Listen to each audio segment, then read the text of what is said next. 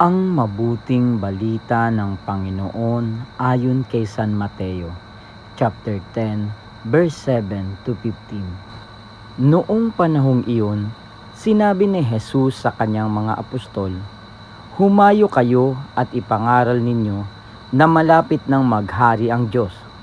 Pagalingin ninyo ang mga may sakit at buhayin ang mga patay.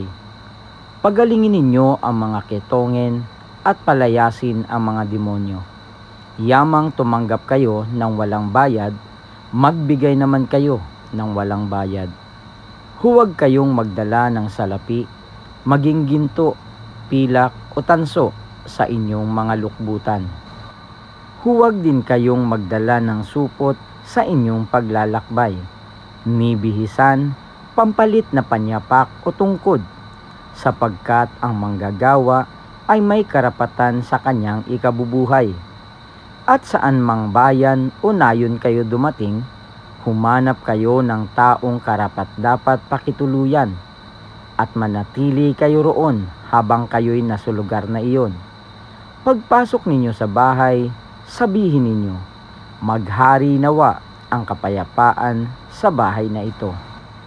Kung karapat-dapat ang mga tao sa bahay na iyon, panatilihin ninyo sa kanila ang inyong bati.